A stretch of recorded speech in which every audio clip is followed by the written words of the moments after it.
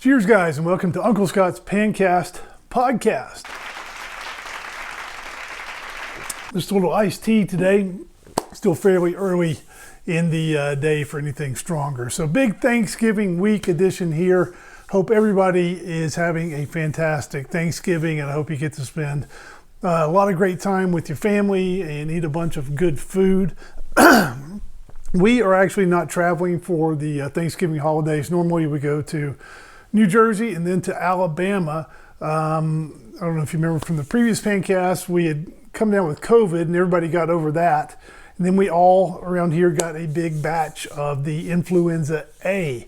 And I think we're mostly better, but I've got 4 relatives that are over 80 years old. My parents are over 80 years old, and we just can't take a chance of a kid or somebody hugging grandma and grandpa and sneezing in somebody's face and getting somebody sick. So we are here for the holidays, but I hope you are getting to travel and be with your family. We're going to make the turkey and the whole 9 yards around here. So it turned into a bit of a cooking adventure anyway. Let's see, I want to go through a Thanksgiving side. If you're still looking for a side to go with your turkey, I'm going to give you we're going to talk a little bit here about Southern Alabama style cornbread dressing. My mom's recipe, and I'll put up a link to it. But it's some really good stuff. If you've never tried it before, I highly recommend it. The difference between dressing and stuffing, always a debate. If you cook it in a pan, apart from the turkey, it is dressing. If you shove it up the bird, it is stuffing. So we usually make dressing, at least in my family down south. And I guess if you actually stuff your turkey, you got to be double extra careful just to make sure that stuffing in the interior of the turkey gets completely done. So make sure that is up to temperature, because it can actually be difficult to get enough heat inside the turkey to cook the stuffing. But the southern cornbread dressing, what you do is you have to make a pan of cornbread, and in the video I got the steps for all this. And then you have to make an order of biscuits. So you got to make homemade cornbread and homemade biscuits, and those become ingredients in the stuffing itself, dressing itself, excuse me. But as far as a side dish with some turkey and a little bit of turkey gravy, that Southern cornbread dressing is absolutely top notch. Give that a try if you're looking for a good Thanksgiving side dish. Not only is it Thanksgiving week, it is Black Friday week. And I wanted to highlight a couple of the deals I have seen. I was in Costco yesterday in the Lodge 11-inch cast iron skillets. Done a couple of videos on that guy recently, and those videos kind of touched a nerve a little bit. But at Costco yesterday, at least my Costco here in Utah, $15.99 for a brand new 11-inch Lodge cast iron. How in the world can you beat that? I think one of the best values in all of cookware. If you're a Costco member, check that out. Did a couple of videos on that Lodge, and it's one of the newer, bumpier, rougher Lodges. But one of the things I tried to call out is that you can actually get non-stick cooking performance, even though it is a rough, bumpy Lodge. You don't have to sand them down. You don't have to do anything. You just got to use proper cooking technique. And lots of people actually responded to that, and that video has actually gotten about 16,000 views just in a couple of days, so definitely touched a nerve there. Let's see, Great Home Cooks Club member Jim Glathar 4053 wrote in about that and said there is absolutely nothing wrong with a modern Lodge skillet. Cooking with them comes down to 2 things: technique and preference. And I second that as well. As long as you got technique, I think the rough and bumpy Lodges are every bit as non-stick as some of the other cast iron, especially the smooth stuff. Speaking of which, Stargazer, one of the newer, smoother cast irons. These are now on sale 20% off, as are Finexes. And so far, at least, I haven't done full reviews on these guys. But as long as you use good technique, I haven't really seen any cooking difference between a cheaper Lodge and these fancier cast irons. I think a lot of it is aesthetics and look and brand, and you want nice things in your kitchen. And I got no problem with that. But as far as cooking performance, I think the cheaper Lodges are just as good as anything else. Just scouring for deals this week. I haven't noticed anything on Smithy's yet. So Finex, Stargazers have deals. Smithy, I have not seen a Black Friday deal, at least so far. This morning I opened this guy. That is the Breville Smart Oven Pro Air Fryer, and unboxed that guy. My wife quickly ran me out of the upstairs kitchen, but I thought we'd take a quick look here at the unboxing.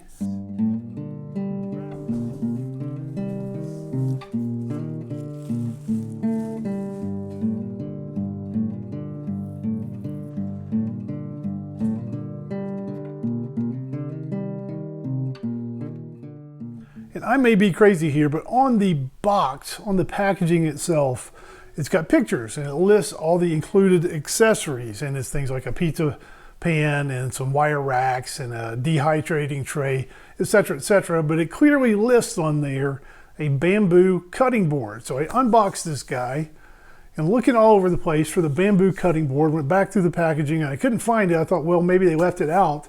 Put the old readers on and went back to the packaging, and you notice on there is a small asterisk. And if you go over to the fine print, it says not included, sold separately.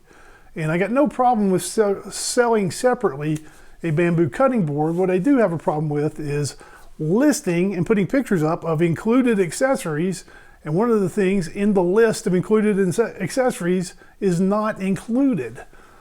I'm not going to say it's deceptive, but that's at least a little confusing for me right there. I haven't done much cooking in it yet. It seems like a decent unit so far. Lots of settings. There's going to be a few things to learn, but I did make some tater tots for the first cook, and I thought those turned out pretty good. So we will be doing some more cooking in the old Breville Smart Oven Air Fryer Pro soon. Speaking of unboxings, I also unboxed this guy here. This is a new Le Creuset, and I'm trying to pronounce that correctly so you guys don't jump all over me. I still want to say Le Creuset, but it's probably more Le Creuset. Got this guy in 8-quart oval enameled cast iron Dutch oven in the sea salt color. Let's take a quick look at the unboxing there.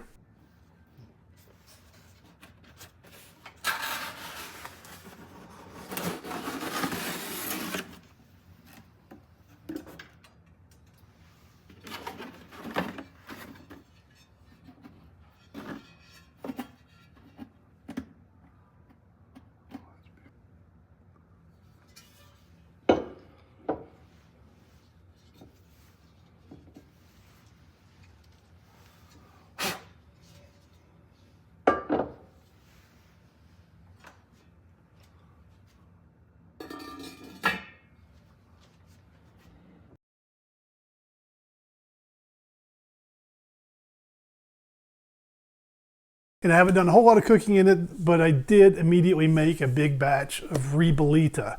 And if this is an 8-quart Dutch oven, I think I've got 7.95 quarts of ribollita in that guy. So good capacity there, and turned out some great ribollita. Probably not the best pot for soup. Probably the rounder Dutch ovens are a little bit better for soups, but I'm going to use this for chickens and for just longer pieces of meat, longer roasts like loin roasts, or perhaps beef pot roasts. Sometimes those are a little bit longer and narrower rather than round. Speaking of the Dutch ovens, I wanted to touch on the deals going on this year with Le Creuset and Staub, and also give a shout out to Lodge here. The reason I got this one is this is the model where Le Creuset, every year it's one model, one color, perhaps different colors, but one particular size. This one is $2.99, and that's the screaming deal from Le Creuset this year, so I jumped on that. As far as Staub, they seem to be pushing the 7s, which I already had a 7, so I didn't buy another one. $2.99 on those 7s, and then also the 4 quarts. At the beginning of the week, they wanted over $400 for these 4 quarts.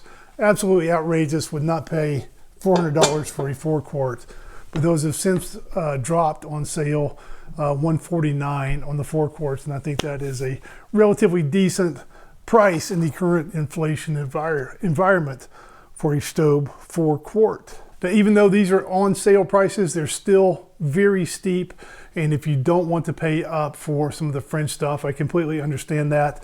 You might want to check out Lodges. This is my Lodge 6-quart. I've had this one for over 10 years. It's still going strong.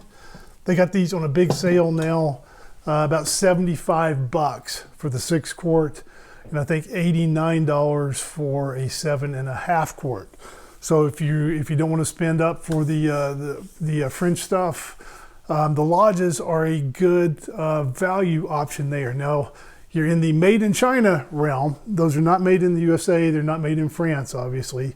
They're made in China, but still good Lodge brand name, and I've had one for a decade. It's still going strong. And if you're at the true value end of the spectrum, at Costco, I saw a set of Tramontinas, 2 Dutch ovens for less than $75.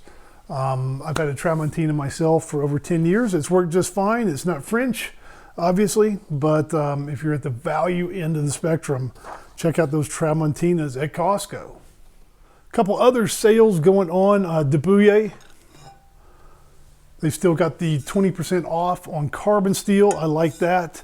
They've also got 25% off on some of the stainless, the Affinity 5-ply stainless. So jump on that if you're looking for a good Debouillet stainless. Lots of stuff is already sold out, and I also note that their sale does not appear to be on any of their copper pieces. So the Eno Cuivre fancy high-end coppers from Debouillet, not on sale. And last sale I'm going to mention is Falk. I really like the Falk copper cookware, and if you notice this has a nice patina to it, it's because I use it. The Falk copper, 25% off. Falk also usually runs a deal on what they call Try Me pieces, and they're some of the smaller saucepans and some of the different materials. There's already a discount baked in there, but if you've never tried a Falk before, jump on one of those Try Me pieces. They got several lines there. The only downside to jumping on one of those Try Me's is you got to be pretty quick, because the sale's going on now. If you get one of those Try Me's and really like it and want to get one of the bigger pieces, time will be running out on those. But 25% off at Falk. But a great time to jump on one of those big fancy Falk copper frying pans. I used mine a couple of times this week, as a matter of fact. See, back on the cast iron frying pans, the rough ones, Doom 3 2x4 wrote in and said he expects his Lodges to smooth out. He uses metal utensils and a stainless scrubber as needed. And I think there's some truth to this. One thing I wonder is a lot of the older Lodges that seem very smooth these days, did they start out rough, and then did people use metal utensils in them and chainmail scrubbers and cooking them for a decade or so? Maybe the peaks kind of got lopped off, the top of those bumps, and maybe some of the nooks and crannies got filled in with seasoning, and maybe after a few years of heavy usage, those Lodges are going to seem a lot smoother than they do right out of the box. Just a theory. Let's see, Mr. Prepaid Burrito wrote in about this Le Creuset, and it says, asks, is the 8-quart oval Le Creuset too large for a general use pot for soups and chili in addition to roasts? I'm not sure if it's optimized for soups and chili. It depends on the burner you got on your stovetop.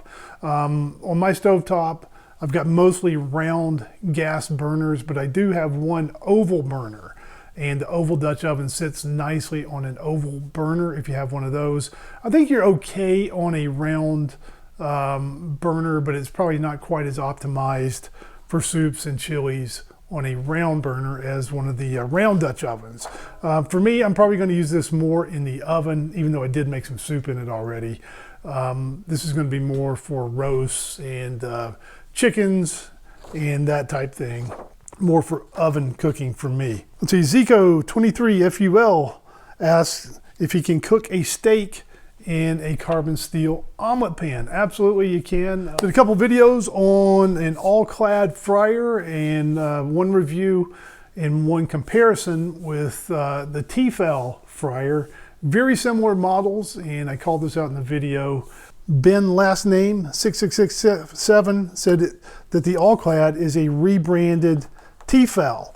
And he says the oil storage container is the exact same design and can be leaky and burst open when pouring oil back into the hopper due to the lid not staying securely together.